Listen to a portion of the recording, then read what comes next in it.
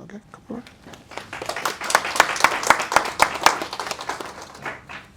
Thank you so much, Joyce. It's nice to be here, and I'm glad to be hosting this particular session. Just to put it on record, my doctorate haven't got yet the qualification, but I will do that before August because I got my prof sitting, just looking at me there. I said, "John, where did you get it from? You didn't." It's good to put it on record, but it's quite on course. That will come maybe in August. Okay, this is a very important session, I must say. Important session in the sense that we are privileged to have our people amongst us, are people we can look at and think, yeah, these are the people from our origin, people who share the same background as we do, and they've been able to, put their heads down, study in this country, contribute to the educational sector, and today we can, look at them as role models as far as education is concerned. So it's always important to acknowledge and appreciate this kind of people when we come, around the table or sitting in a conference discussing. So these are the people that we'll be calling to the panel today to discuss and shed light on their trajectory and also tell us how has it been for them in terms of their highs and their lows, because there's always some pitfalls that we need to know how to maneuver the terrain. So the first person I'm going to call on, in no particular order, I think they'll be sitting by this green, yeah? Yes. Okay, please, when I call you, come over. I will be calling Professor Gordon Adeojo. Can you give him a round of applause? Maybe I'm not a little bit selfish. He is my professor. It is the head of my department in my PhD, and he's been everything. You can imagine when you are studying with someone who is your own, you know what that means. It's always there 24 hours, regardless of how busy he is. And you're calling him, I don't understand this philosophy, how am I going to do about it? And he will be there to give you the answer. So I really appreciate him. It's good that we have him this afternoon. And the next person that I'm going to call on here is Dr. Felix Donko. A great man, a great principal. He's a principal in Longfield in Kent. And he's been a great inspiration to myself. You're welcome. To myself and other young people as well. I'm not, they will introduce themselves. I'm just calling them to the table. And then the next person is no other person than the only Joyce Lemson, the chair, the co-founder of UKAE, who is doing all the great work. Okay, so thank you. The panel is complete, is set, and we are only going to sit back and listen to what they have to tell us in terms of their journey as far as education is concerned. So, you're welcome. Can you give them a round of applause again? All right, thank you. Okay, what we would like you to discuss first is we would like you to discuss the trajectory, if you like, of your journey in this country, right from the time you qualified as a newly qualified teacher in the UK, and then get into the classroom and teach, find your way out regardless of all those good behaving students, and you find your way to where you are today, remembering the remarkable contribution that you made to the education sector in this country. That would be the first thing we want to hear you discuss so we can learn. For those, I must say this session is for most of us who are aspiring to get to where they are, so we can know how to maneuver the way, what to do, as we are aspiring to get there. Thank you, sir. Can I start with you, sir? Thank you very much. That's a challenging one when you're asked to start. It's always easier when you have someone you can look up to. I've got a prof next to me. But I think, allow me please to say thank you for the opportunity to learn and to share with colleagues here, and also to say thank you for inviting me to be part of the panel. As you can see, the way I speak is different from the way posh people like you speak, and the way others who came before me have spoken, and that in itself presents a challenge for me, for my journey that I'd like to share just a little bit of. I started my teaching career at Abbeywood School. Abbeywood School was at the time a school that was about to close down because of many challenges that the area was experiencing. I had trained at Goldsmiths, and in Abbeywood, whilst people claimed and suggested that the school was so bad, some of us did not see anything bad about the school. Maybe we were immune to anything bad. And so I was in Abbeywood, we worked hard there. I have to say my very first day there, and I always share that with anyone who cares to know. I never thought that I would get that job, because at the time I traveled from Oxbridge. I went to Brunel University, you see. So I lived in Oxbridge, and I had to travel down to Abbeywood, and I was late. I was late on my very first day. Needless to say, nobody comes to my meeting late. But I was late on my very first day at Abbeywood School, and I was so distraught. Funny enough, I got there at reception. I was told that they had received a different math teacher, and I walked in, and I saw this math teacher that they had already welcomed to the school. I was meant to go in to teach maths that day, and I was late. And coming from Africa, allow me to say, coming from Ghana, sometimes we have the perception that because of XYZ, we don't get XYZ.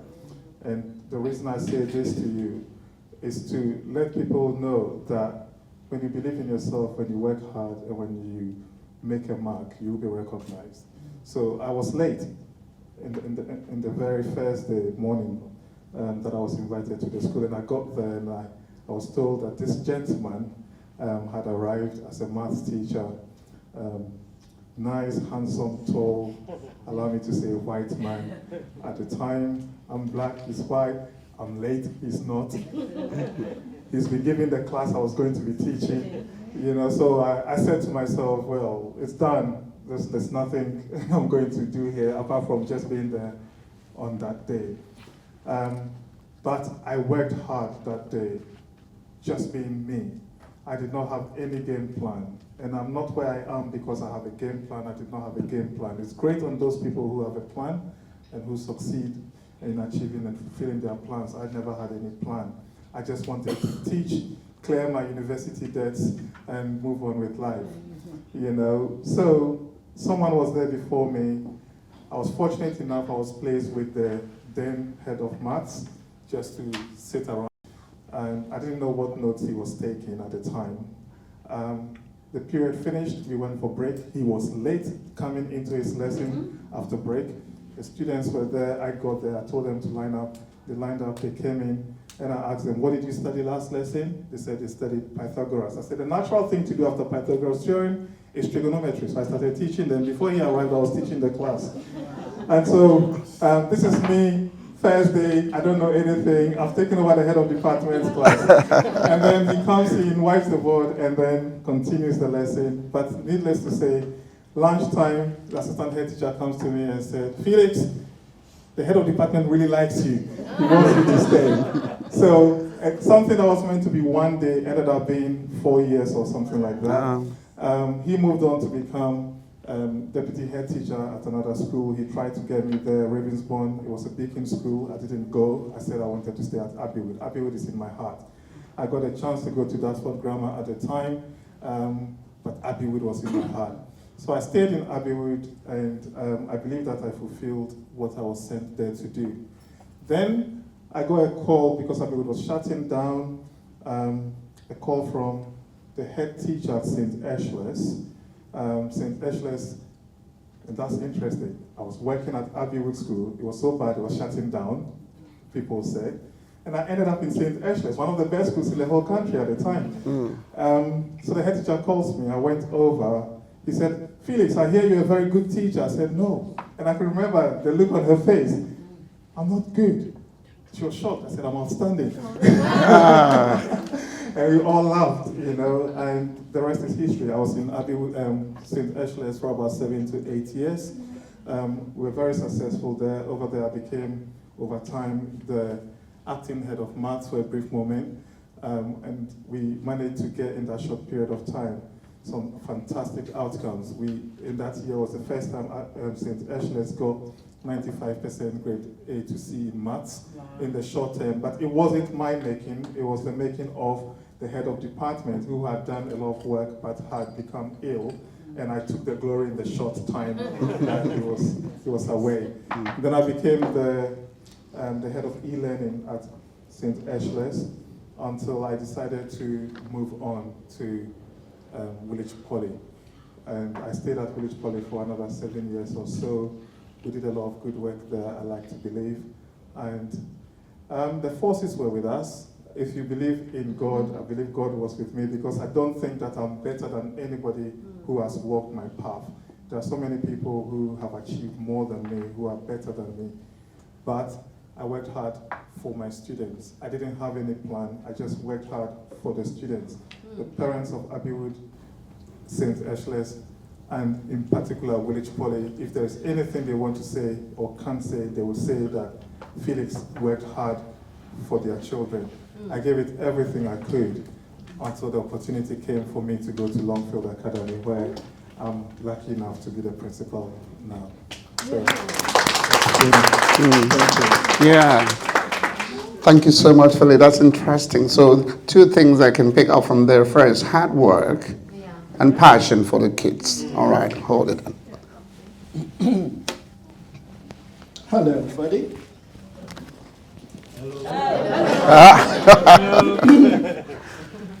Right. I suppose the first thing I want to say is there are no grand narratives. There's no one trajectory that's going to get all of us to the same destination. We would all get there in different ways. And my story is totally different, largely because I started my career in higher education. However, if there is one little message that I want to bring out from that, it is the fact that you've got to be ready to adapt to whatever situation you find yourself. So I taught all over the world, so to say. Usually in HE, I lectured. Incidentally, you mentioned the university earlier on, one of the recipients, award winners. I was a lecturer in that university at the time that she was there, I think. And then I came on sabbatical, which I spent briefly at Leicester. And then I went off to America, did a bit of fellowship, and then came back. And the only thing that was available to me was FE. In my view, that was difficult, that was terrible, because I thought, no, I don't know anything about FE. But my second lesson was, if you find yourself in a place, you must do your best possible to belong to that place. And so the first thing I did was to do a PGCE in FE. And those who have done that would know that it was not a mandatory thing, back in the 90s. And it was gradually, something that became part of the requirement to teach in FE. So I did that, and I started teaching in FE. But somehow I felt that I was not sufficiently equipped. Why did I think that? Because my background was in theoretical linguistics, that's where, the field in which I took my PhD and all of that. But teaching in FE, you just wondered, what are you going to say, Anyway, I decided that I had to familiarize myself with what goes on in FE. So that led me into studying more. So outside of my PGC, I took 2 other masters and an additional doctorate. However, while I was doing that, I ran into a number of people who are now my colleagues, at the University of Greenwich. I used to go in to their seminars, and I would contribute, and they would say, "Who's this guy?" And all of that. In any case, that opened the door. So for me, it was one, the readiness to be flexible and take whatever opportunity comes your way. And secondly, the fact that I was willing to pay the price for improving myself. And so gradually, I became a member of the HE community. And if you like, the rest is history. But more importantly, as you would see, the story is totally different. I don't have any QTS or any such thing. These things happened, if you like, by chance, in some cases, if you like, hard work.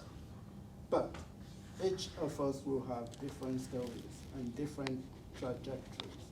We might end up in the same place, but we will definitely get there in different ways. Thank you. I hope. Thank you. Thank you so much, Prof. Thank you so much, Prof. Please, when you see me trying to interject and say, because I need you to take something from what they say, at least something you can say there's a keyword of what I'm thinking, in case you want to move that part. I think from what our Prof is saying is, number one thing is adaptation. You need to get ready to adapt to any environment that you find yourself. Apart from adaptation, you also need to be flexible. Flexibility is required, because when you go to a particular place, if you're not flexible, you might not be able to fit in. And then self-development. Very key. We heard about lifelong learning. So you can retrain yourself to fit to become relevant. Maybe that's the word. So please remember that. And determination is another key thing I picked from what Prof was saying. Over to you, Joyce. Your own story. Thank you, John. Thanks. So my own story, for many who know me, I've always loved education. I've always admired teachers right from a very young age. I'm one of those kids who never missed school. I honestly never missed school. I did all my homework. My school was the next door to where we lived back in Lagos, in Nigeria. And I thrived. My parents were very happy with me. So I got into a military school. We used to have what we call the common entrance examination back then. So I got into a military school, and the teachers were excellent. Never had any teacher absences. There was homework all the time, textbooks given to every child. If you did your promotional exams, which are the third term exams, we call them promotional exams. If you did very well, you went to the next class. If you didn't do very well, you repeated that grade. If you did really bad, you were withdrawn. It was a military school of the highest order. Discipline, order, punctuality, dedication, full commitment. No misbehaviors. I'm honestly saying the whole truth and nothing but the truth. So maths was a subject I really loved, because a maths teacher was a very good teacher. In fact, the 3 we had for the whole 5 years were excellent. And I can still say that 40 years later. But I saw one of my maths teachers the other day when I came out of the college and I was going home. And he saw me, he was so excited to see me. So there was a mass migration from from Nigeria to the UK in the late 80s when there was a shortage of teachers here in the UK, much as it was in Zimbabwe as well, and I think South Africa. So I came into the UK after my degree in education economics. I knew I wanted to do education. My father wanted me to do BSc economics. It was hard for me to get into because I could not fulfill some criteria, so I settled for education economics. So that was a combined honours back then. So when I finished, I did my service. In Nigeria, you have to do a national service once you graduate. So I did that in a university. I was offered a role of a research assistant. My dad said, no, you've got to go back to the UK. So I came to the UK as a British born. So I got a job very quickly in Thameslink Rail Limited. I was a customer service advisor, and then I became a booking office manager. I was managing 3 stations, and I really enjoyed the job. So that gave me time to save up some money to buy property, because I really wanted to better myself. So after that, I was delaying childbirth, you know, with parents, African parents, you get married. 9 months later, how are you feeling? And I thought, oh, I'm not going to call my parents again. I don't want to have a baby right now. So as soon as the baby came, we thought, okay, I've got to move away from this job. It was a shift job. So I went to University of Greenwich and I applied as a teacher. And I thought, oh my goodness, why are they making it so hard, you know? So I was invited for an assessment. I thought, oh my goodness, why are they making it so hard, you know? So I was invited for an assessment, write about your teaching experience, whether formal or informal, what lessons did you learn? So there was 45 of us there that day. Only 20 of us were given a place on the course. So that's how I did my PGCE. And straight away, I was sent to Bexley College in Belvedere, where I did my placement. Before I completed, I was offered a job.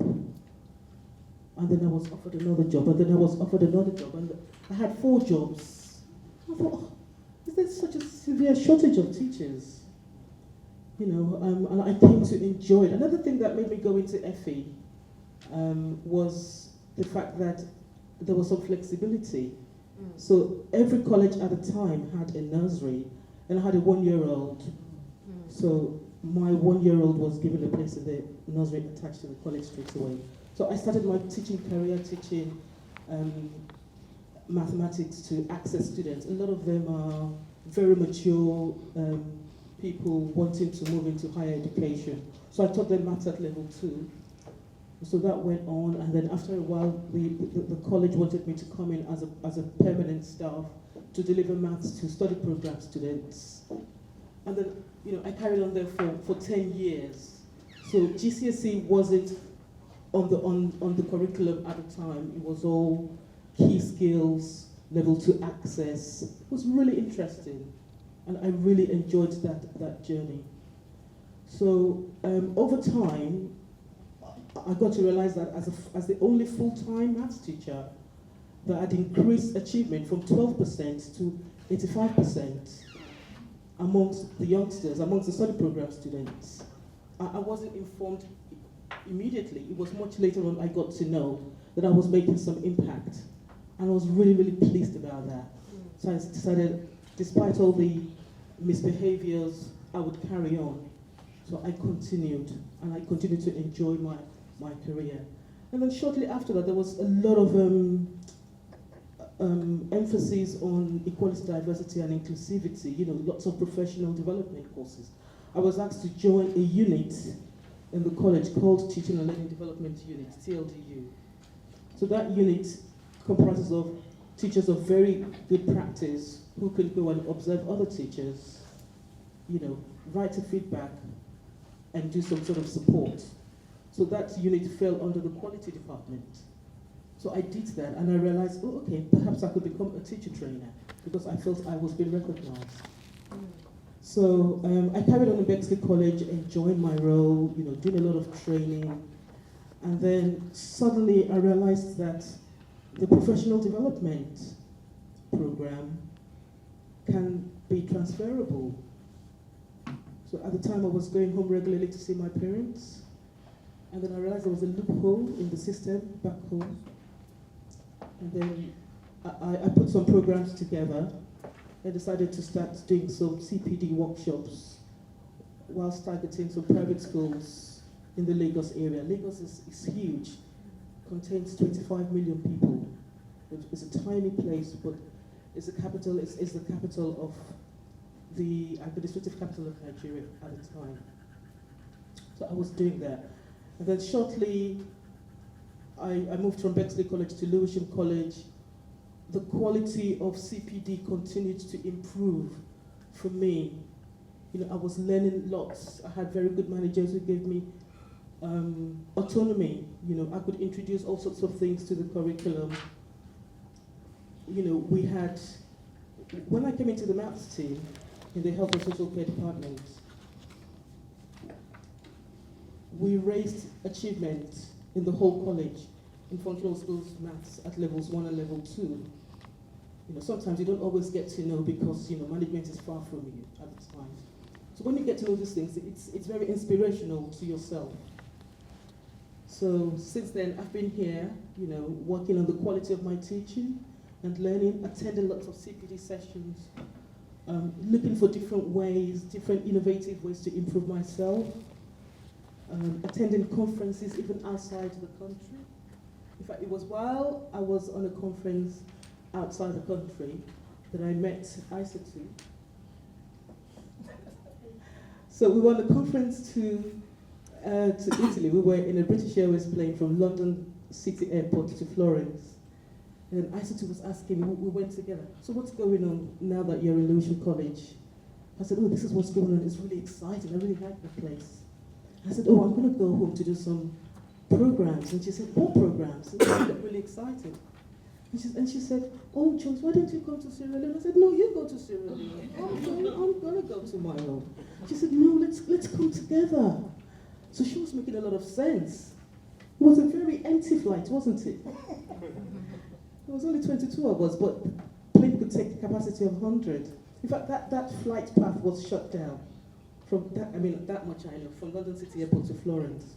So I was going to Florence to do a paper, to present a paper on insights to teacher training in the UK. I'd done some research, and I presented the paper.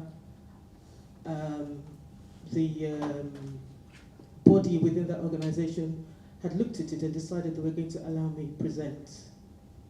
So it was really nice, wasn't it? So there I was in a nice room in a conference, and my name was called to present a paper. And everybody looked at me and thought, oh, black girl from the UK. You know. But, you know, it was all done, really nice. I had some stats to share, and there was some critique. And then ICT said, Joyce, we really need to form an organization. We can't continue to just carry on here. We need to give back to our communities.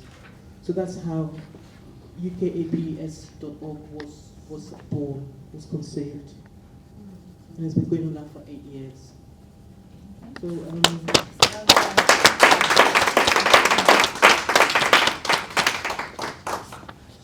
it got to a point where Isata said, you have to come to Freetown. And I look at her, you hear Isata speak, she doesn't sound even somebody like an African. I said, are you sure you're going to be accepted in Freetown? She said, yes. So we went to Freetown. We did 3 workshops, didn't we? 3 workshops. At the time, I was also invited by an organization that was looking to support teachers who were displaced by the Boko Haram crisis in Nigeria. That I couldn't tell anybody because I was actually putting myself at risk. So I flew into Abuja, and a taxi picked me up, and I came into this really, really poverty-stricken community. So there was an NGO there working very hard to support people. The NGO was receiving lots of funds, so they wanted me to provide some sort of short CPD sessions to these teachers who had been displaced from their homes from the far northeastern part of Nigeria. So, I mean, the CPD sessions are sessions that I attended here in Lewisham College. I had to sit down to redesign them. You know, and there was also another organization to provide psychosocial support to these teachers. And these teachers felt enabled. They were recruited by the local authority and went back into the classroom to teach and forgot about all the trauma that they had been through. Besides that, I found myself in the maths team where there's a lot of strength, a lot of collaboration, sharing of resources. Today I'm very proud of what we do here at Lewisham College. Obviously we have issues with the profile of learners within this community, but we're working very, very hard to impact on the learning of students. In fact, as of 2 years ago, a research company called Midas Research did a research around the delivery of maths and the outcomes for students. We were at the bottom of the list at the beginning of the academic year, not through our making within the maths team, but through the prior attainment of students who come into the college. It was really, really poor. Students on very, very low GCSE results coming into the college. By the time we completed that academic year, we had increased in rank. So that was from 223 to the 65th position. Yeah, Atand is nodding her head. That's my colleague.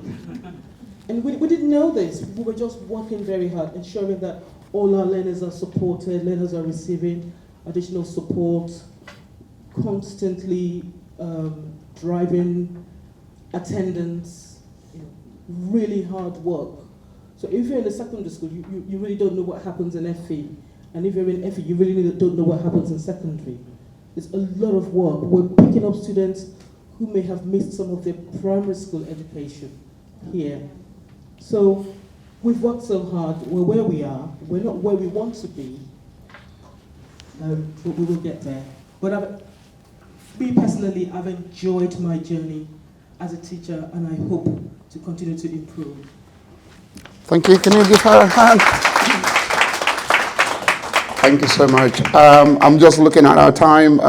We almost exhaust the time we have for this session. However, I just got one question each for the panelists, and it's going to be double. We can use 1 minute to just answer. I think it's very crucial, this question. Now, from what Joyce has told us about her trajectory, what I picked is dedication, knowledge transfer.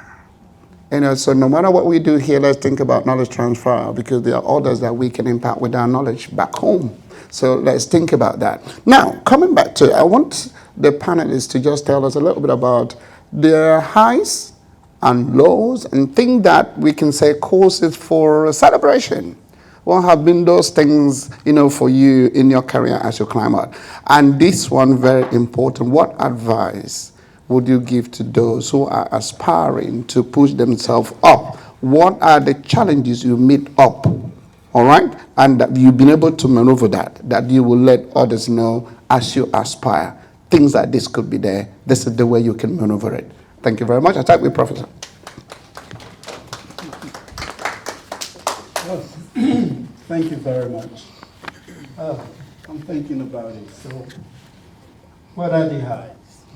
I think it's probably better to start, with the positive. Yeah. And obviously, in my field, the highest point is becoming a professor. But that's also linked to my lowest point. For many, many years, I'd assumed that I'd done enough to become one. There were all sorts of reasons why I hadn't, made that. But one of the things that I can share with you is, it goes back to the same thing. Never give up. When one door closes, find another one. It won't open automatically. You've got to find it. And that was it for me. To become a professor, your pathway would have to be through research or knowledge exchange, enterprise. And typically, disorganized manner, I was going across all three. You know, I was publishing at the same time as I was fetching money for the university, and as I was kind of leading projects that would result in exchange of knowledge. However, each time I got kicked back, I would say, that's the end of it. You know, I'm never ever going to let myself in for this again. But 2-3 months down the line, I find myself publishing the next paper and the next paper and writing the next project and all of that. But one of the things that I hold on to is when you find people acknowledging you, even if they are not the ones to give you what you want. Sometimes it will be your students. You know, one of the thrills I get is some of my students coming into the class and saying, oh, you know, I saw that paper, you know, but you know, I'm still trying to read it. Or sometimes it's your colleagues, you know, they'll say, oh, we went to this conference and somebody was talking about your framework somewhere, and you think, oh, okay, some people somewhere actually do acknowledge what I'm doing. But gradually, you know, I just said to myself, I am going to get this. So in addition to research and enterprise and all of that, you know, I went down the route of gaining recognition outside of the university. You know, I became a principal fellow of the Higher Education Academy. And I remember Jane sitting there was one of the people who said, would you write something to say that I'd worked with this person before? And she wrote a beautiful piece and sent it off. So ultimately, I got what genuinely was my heart's desire. That's all I've ever wanted to be. You know, and I've been back for about 6 years now. So I'm still going. Thank you. Thank you. Well, thank you for that.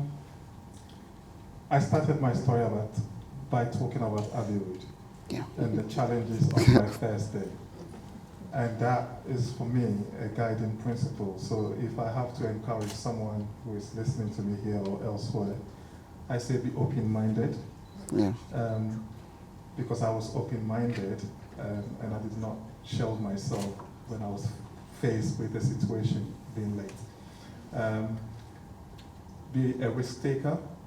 I took risks because I was in the classroom of the head of department and I decided to teach his class when he wasn't there. You know? So be open-minded, be a risk taker, be resilient, and be hardworking. If we can be that, we will succeed. I like to think that if we work hard, opportunities will find us. I did say I did not plan my path. In fact, years ago, I said to myself, I wasn't going to be anything apart from being a classroom teacher. I just enjoyed being the teacher so much. I was getting amazing outcomes for my students. And they were just like my family. I did not aspire to anything.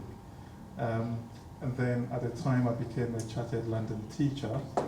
And so I quite remember, was it 2010 or 2011, I wanted to do what was then called, forgot what they're called, those teachers who, you're just based in the classroom, you don't go into leadership. Specialist?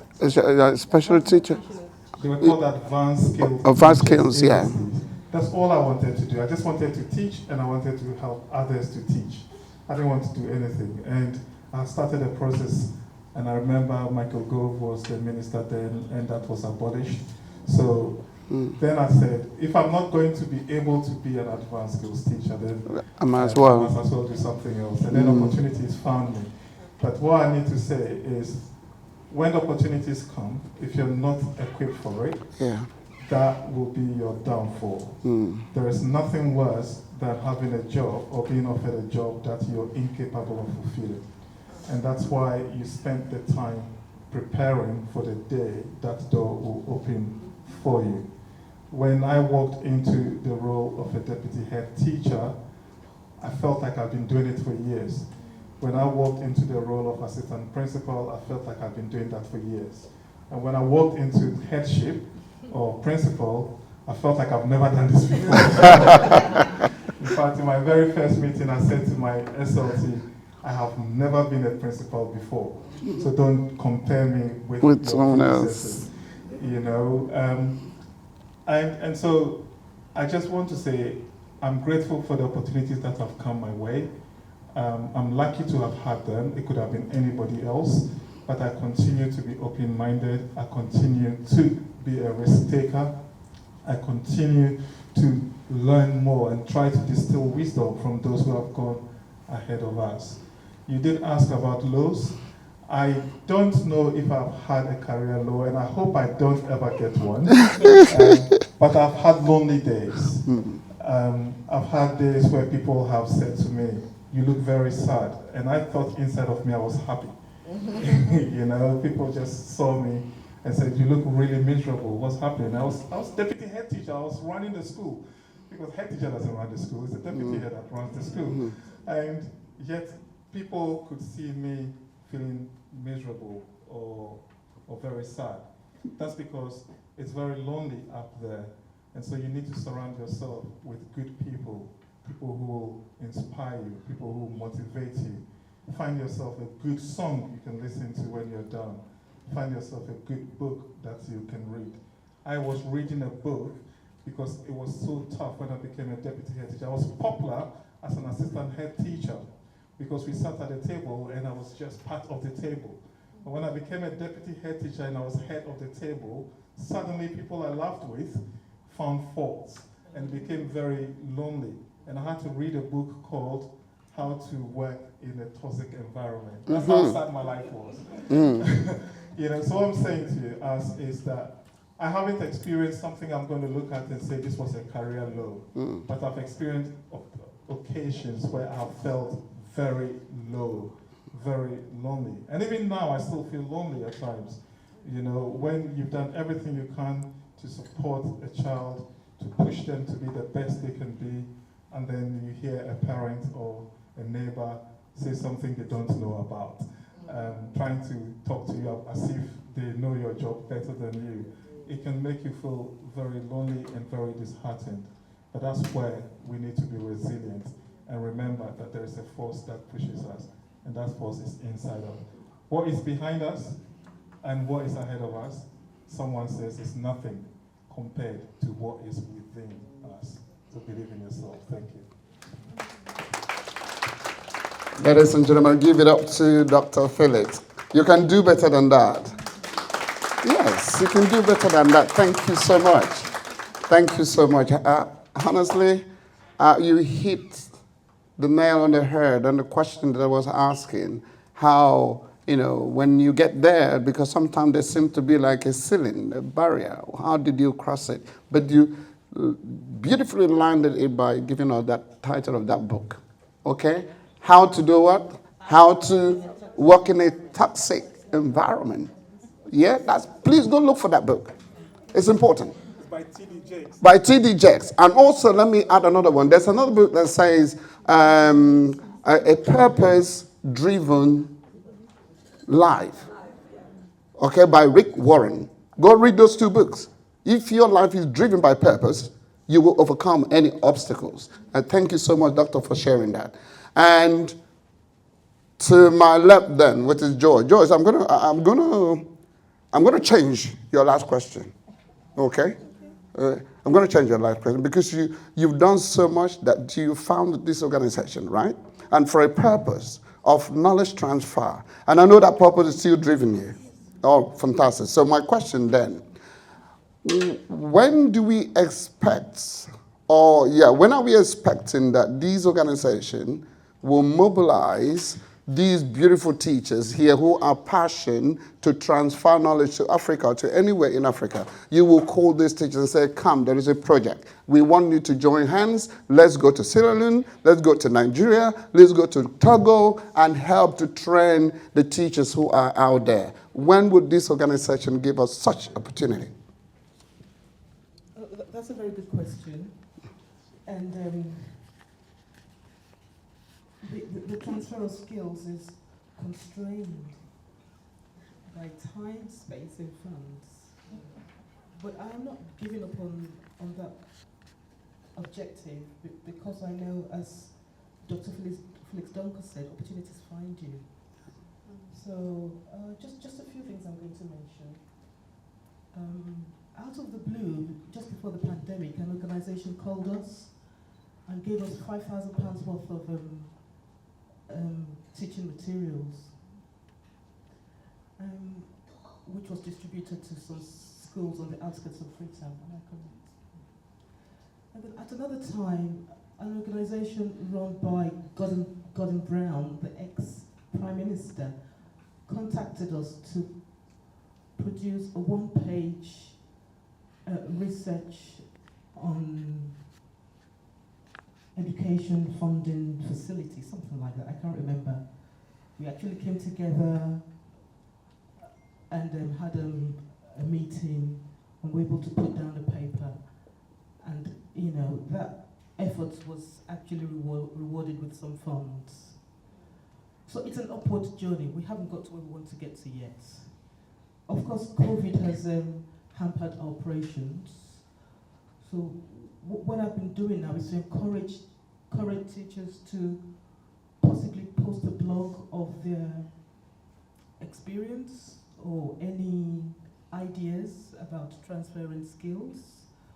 There'll be opportunities for us to go on Zoom to do some professional development courses. The other day, a head teacher from a school in Ghana asked me about what we do around teacher observations.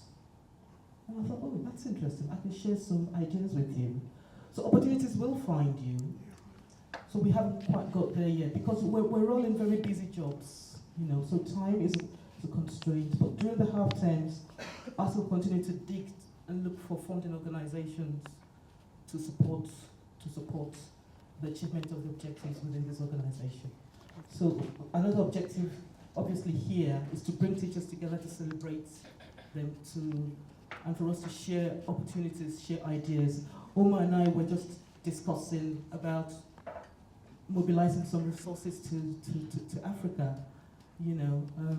And somebody also had a chat with me about going to Barbados to institute some professional development days into the schools. It's not a very visible provision out there. So we want ministries of education, as they're called, to start thinking about teacher development, teacher rewards, you know, just as we do here in the UK. We work so hard here, and I really commend the government for their efforts here, particularly after COVID. I used to be really quite upset with the government when funding was curtailed, but I know that they're pumping investment back into education, and it's having some impact. So it's a journey. Yeah. Maybe it's slow, but we're making some progress. Thank you. A round of applause to Joyce. Thank you so much, Joyce. All right, then, ladies and gentlemen, here we will end this session. So what I can say to you is watch this space. All right, and anytime they reach out to you as a professional teacher in education in this country, please respond to the call and put your hands in the crowd, okay? And don't look back. Thank you very much. Thanks.